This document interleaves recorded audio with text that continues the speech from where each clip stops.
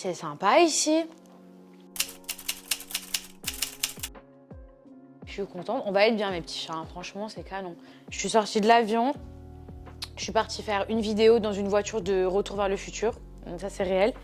Et là je me pose pour faire ma petite vidéo YouTube parce que je vous l'avais promis. D'abord je mange ma pizza et ensuite on attaque la vidéo. Mais elle est plus chaude.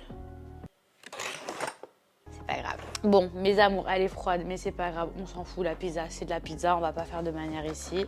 Je suis trop contente de vous retrouver pour cette nouvelle vidéo. Ça fait une éternité que je n'étais pas venue sur YouTube et du coup, je suis venue pour répondre à pas mal de questions. Déjà, ça fait longtemps que je vous avais dit que je voulais reprendre mes vidéos, mais au-delà de ça, je vous avais promis une vidéo concernant mon accouchement, puisque mon fils entre-temps a 2 mois et demi. Donc du coup, j'étais censée faire une vidéo la première semaine. Ça a mis un peu de temps, mais là, aujourd'hui, je vais pas vous faire uniquement une vidéo concernant mon accouchement. Je vais aussi vous faire une mise au point sur tout ce qui a été dit autour de mon accouchement, autour de ma grossesse. Je pense que c'est important pour moi de le faire. Je le fais surtout pour mon fils parce qu'on sait que tout reste sur Internet et que pour moi, c'est vraiment quelque chose qui me tient à cœur.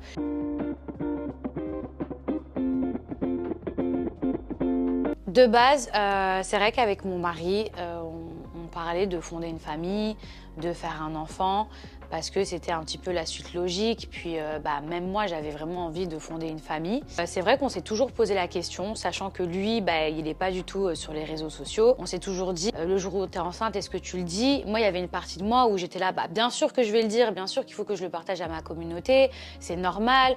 Voilà, ils ont toujours été là pour moi depuis le début, donc j'ai envie aussi qu'ils partagent ce moment avec moi.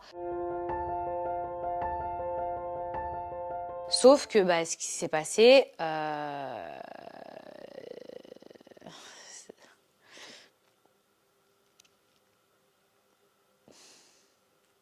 ton temps.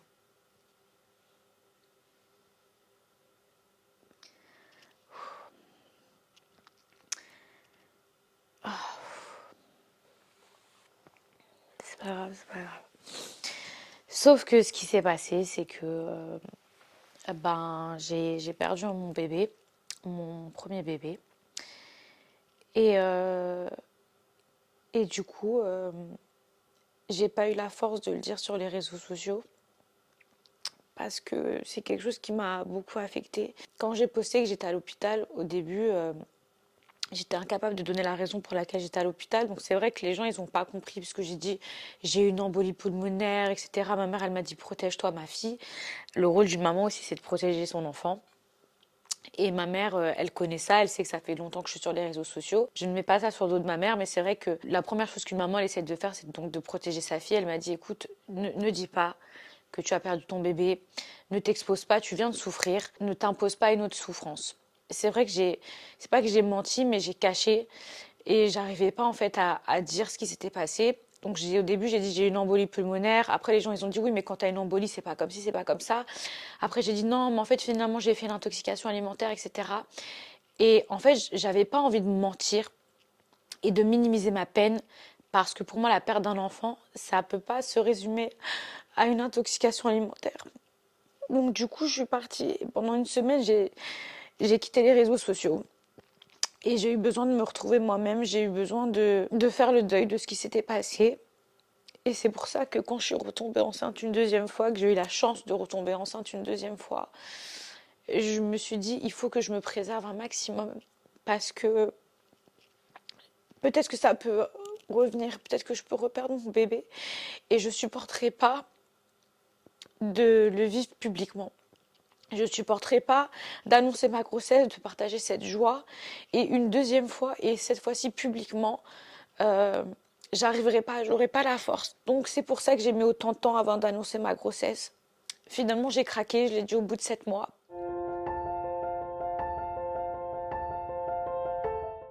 Il y a eu énormément de polémiques autour de ma grossesse. Je ne sais pas si c'est réellement justifié. La plupart des influenceuses, quand elles sont enceintes, elles l'annoncent au bout de 2-3 mois. Moi, quand on connaît un petit peu mon histoire, parce que j'ai quand même avoué, quand j'ai dit que j'étais enceinte, j'ai quand même avoué avoir perdu mon enfant avant. Et j'aurais aimé que les gens comprennent que du coup, j'ai pas voulu ou pu l'annoncer plus tôt. Dans la vie, parfois, on se préserve. et je pense que c'était légitime. Et j'ai pas compris cet acharnement ensuite sur les réseaux sociaux, que ce soit au niveau de la taille de mon enfant, que ce soit au niveau de ma prise de poids. Toutes ces polémiques autour de moi où je crois qu'il n'y a pas une seule influenceuse qui a eu autant de polémiques autour de sa grossesse. Et Dieu sait que je m'en serais passée. Maintenant que je me suis justifiée, en tout cas, j'espère que ça mettra fin. Et si vous n'êtes pas content parce que mon fils, vous estimez qu'il n'est pas dans la norme, etc., vous n'êtes pas pédiatre. Moi, mon fils, je l'aime comme il est et ça, c'est le plus important. Alors, mon accouchement, ça a été très difficile.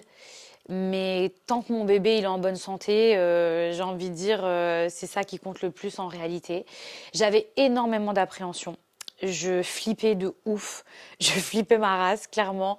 Et avec ma gynéco, qui est aussi ma sage-femme, à un moment donné, elle m'a dit bon, bah Mila, là, voilà, le bébé, il prend beaucoup de place dans ton ventre. Moi, il faut savoir que j'avais un petit ventre. J'ai jamais eu un ventre hyper gros, sauf que le bébé, à un moment donné, bah, il était à terme. Elle me dit on va déclencher ton accouchement. Déjà, psychologiquement, moi, ça m'a rassurée qu'on me dise on va déclencher ton accouchement. Parce que je voulais surtout pas vivre une scène en mode je perds les os, genre là, au secours, faut m'emmener à l'hôpital. Ça, c'est tout ce que je redoutais. Donc limite, moi, j'étais le genre de personne, il fallait me programmer soit une césarienne, soit un déclenchement, mais le truc de tac, je perds les os, je suis trop une stressée de la vie, c'est des trucs qui m'angoissaient. Au final, Dieu fait bien les choses. Ma gynéco m'a dit, je te sens stressée, si tu veux une césarienne, moi, je trouve que c'est pas nécessaire, mais si vraiment ça peut te rassurer, bah, on peut le faire. Moi, je lui ai dit, écoute, si c'est pas nécessaire, si c'est pas obligatoire, viens, on va par voie basse. Mais c'est une chose de le dire. Mais moi, dans ma tête, j'étais là, mais comment on voit basse? Mais comment on voit basse? Mais comment on voit basse? Le petit va sortir. C'est des trucs, ça m'angoissait de fou. Au final, elle me dit, on va déclencher ton accouchement. Je me dis, bon, c'est par voie basse, du coup, c'est pas une césarienne, mais je suis programmée à savoir quand je vais accoucher. Et ça me rassurait. Donc c'est parti, c'est programmé, bim bam boum, mon petit sac de maternité, on y va. De là, j'arrive à l'hôpital, sauf que ça se passe pas comme prévu. Bah oui, ça allait pas être aussi simple. On commence à mettre l'espèce de monitoring avant de déclencher un accouchement et le monitoring sert en fait à savoir les battements du cœur du bébé. Et en fait, à un moment donné, le cœur de mon fils s'est vraiment ralenti. Il a vraiment baissé. De là, ça a commencé à déclencher le monitoring qui fait bip, il y a les infirmières qui sont arrivées, tout le monde a débarqué. Moi, en stress, en panique, qui entend le cœur de mon bébé ralentir, je peux vous garantir que, croyez-moi, on peut vous éventrer ce que vous voulez. Là, la seule chose à laquelle vous pensez, c'est votre enfant. On commence à déclencher l'accouchement et c'est censé, 6 heures après, déclencher des contractions pour ouvrir le col. Bonjour, bienvenue dans le monde de la réalité des mamans. Et donc, au bout de 6 heures, il y a une super femme qui vient et qui vous check. Et qui vous dit, bah là, vous êtes ouvert ou vous n'êtes pas ouvert. Et moi, ça s'ouvrait pas. Est-ce que c'est parce que c'était psychologique ou j'en sais rien? Et ça a duré 48 heures. Ça veut dire que 3 fois, ils ont essayé de me déclencher. 3 fois, j'ai eu des contractions pendant des heures. Et je peux vous garantir que... Croyez-moi que c'est des vraies souffrances, c'est pas juste une épilation du maillot. À un moment donné, donc ma gynéco me dit, écoute ma chérie, on a tout tenté, on a tout essayé. Mais ça fait 2 fois, on réessaye une dernière fois. Après, ça y est, je dis ok, moi je suis motivée, je suis courageuse. On essaie une dernière fois. Et là, elle entend encore le cœur de mon bébé redescendre. Il y a encore le monitoring, elle me dit écoute-moi bien. Si j'entends encore une dernière fois le cœur de ton bébé, c'est fini, c'est césarienne. Et moi, dans ma tête, je suis comme ça. Je dis, mais attends, ça fait quand même pas 48 heures que je suis là à me faire des contractions. Au final, je finis en césarienne. Mais on pense à quoi? La santé de son bébé. Mais moi, je me suis imaginé le truc en mode urgence. On m'ouvre le ventre, le machin, le truc. Je dis, mais c'est pas possible. Ça fait 48 heures que j'attends pour avoir un truc. Je me suis faite à l'aider psychologiquement. Ça y est, tu vas accoucher par voie basse. Comment on me reparle d'une césarienne? Ça veut dire, dans ma tête, je suis trop stressée. Et là, elle vient me voir. Elle réessaye. Et elle me dit, il n'y a rien à faire. Mon col, il s'ouvrait pas. Je commence à pleurer, je suis fatiguée, j'en peux plus. Je dis, mais comment, ça s'ouvre pas? Mais comment? Et donc, je pars en césarienne. Alors, la césarienne, comment dire? C'était très rapide. Très rapide, mais croyez-moi que psychologiquement, ça marque. J'avais un drap devant moi, je ne voyais rien, sauf que j'entends tout. Et en fait, je sens qu'on me passe un espèce de coton sur le ventre. Et sauf que quand je sens ce coton froid, je dis oh, oh, oh, oh. Là, on allait m'ouvrir le ventre. Et moi, je sens le coton. Je me dis mais on va me charcuter, je vais sentir. Et là, je dis s'il vous plaît, rajoutez une dose. Je commence vraiment à être stressée, à être en panique. Et de là, On commence à essayer de me calmer et tout, mais moi dans ma tête, même je me dis, mais comment, c'est quoi le délire? C'est quoi si on ouvre le ventre? Genre, on prend le. Genre, psychologiquement, je m'en remets pas, quoi. C'est long, c'est long, c'est long, c'est long. Et là, le premier truc que j'entends, c'est pas mon fils. J'entends ma gynéco qui me dit, oh là là, mais il a une grosse tête! Je me dis, je suis allongée comme ça, la meuf, le seul truc qu'elle me dit, c'est oh là là, une grosse tête. Moi, je dis, mais comment ça, une grosse tête? Genre, comment ça, mon fils, il a une grosse tête? Là, elle me dit, ah non, non, mais là, faut ouvrir plus. Et là, je me dis, mais c'est quoi? Il respire pas? C'est quoi le délire? Comment elle voit sa tête? Mais je l'entends pas et tout. Psychologiquement, c'est genre, je sais que là, c'est drôle et tout quand je raconte, mais franchement, moi, ça m'a traumatisée. Du coup, là, je relativise parce qu'il va mieux, mais sur le coup, vraiment. Et elles disent, ah non, faut ouvrir un peu plus, il a une grosse tête et tout. Et là, délivrance. Je vais encore pleurer, je vous jure. J'entends mon fils pleurer. Et là, je me dis, c'est pas possible, j'y crois pas, c'est mon fils. Genre, ça fait 9 mois, il est dans mon ventre. J'entends mon fils pleurer. Pour la première fois, j'entends son petit cri, je m'en souviendrai toute ma vie. Si je pouvais revivre un moment, ce serait celui-ci. Même si c'était horrible, la clé à la fin de cette souffrance, elle est indescriptible. Ça veut dire que ça efface tout ce qu'on peut ressentir. C'est l'amour comme tu l'as jamais connu. J'ose pas trop le tenir, je suis comme ça, je le sens et je le regarde. Et mon fils, il me regarde. Je vois ses petits yeux, je dis putain, mais c'est mon fils. Et là, d'un coup, genre, je commence à le prendre vraiment dans mes bras. Je me dis, mais mon fils, toute ta vie, là, toute ma vie, je vais te protéger. Toute ta vie, je vais te donner de l'amour, je commence à remercier Dieu, je dis merci mon Dieu, merci, merci, merci. Et là, ça y est, j'ai rencontré mon fils est là. L'origine du prénom de mon fils, non, ça n'a rien à voir avec Mammouth, l'âge de glace. Non mais franchement, sérieusement, déjà je savais même pas que le mammouth dans l'âge de glace s'appelait Mani. Mais pour l'histoire, l'origine. Moi, quand j'étais petite, j'étais amoureuse de Manny Ribera dans Scarface. Pour moi, c'était le plus beau. Et du coup, je me suis toujours dit, un jour, si j'ai un fils, je l'appellerai Manny. Et mon mari, il a surkiffé quand je lui ai dit, oh, mais Manny, c'est trop beau comme prénom. À la base, Manny, ça n'existe pas. Il s'appelle Manolo Ribera. C'est ça son prénom. Mais Manny, je trouve ça trop beau. Alors, j'ai pas envie qu'on fasse référence à Scarface, à un gangster, à un méchant. En plus, il finit trop mal dans le film. Mais moi, personnellement, je trouvais le prénom très beau et c'est pour ça que je l'ai appelé Manny. Et en plus, parce que Manny Pacquiao, ça a un boss dans la boxe. Voilà. Au moins, on dit la vérité, quoi. Mon rôle de maman, c'est un boulot à temps plein. Même si oui, de temps en temps, j'ai une nounou, même si oui, il y a son papa, j'essaye d'être la meilleure version de moi-même, la plus patiente, la plus aimante. Mon fils, j'ai l'impression que tous les jours, il se passe des choses nouvelles, il s'émerveille. Là, récemment, il arrête pas de sourire. Donc du coup, je suis gaga de mon fils, je le vois sourire, on dirait, dès qu'il sourit, on dirait qu'il a fait un exploit de fou, je l'applaudis. C'est vrai que mon rôle de maman avant, j'étais un petit peu égoïste parce que y a personne qui comptait sur moi.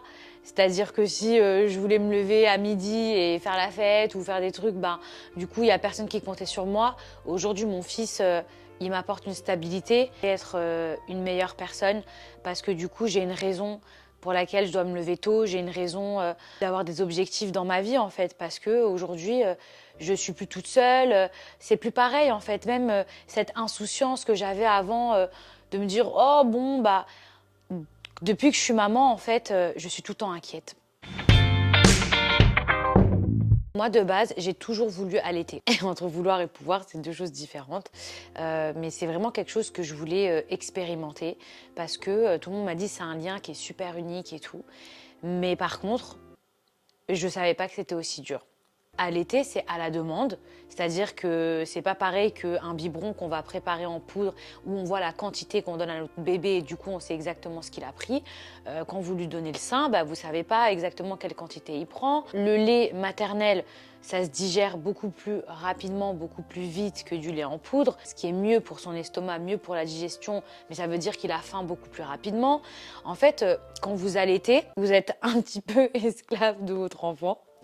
c'est à prendre avec des pincettes ce que je suis en train de dire, alors que quand vous donnez du lait en poudre, et ben, ça vous laisse une certaine liberté que les mamans qui allaitent n'ont pas. En tout cas, ça c'est mon ressenti, c'est mon point de vue.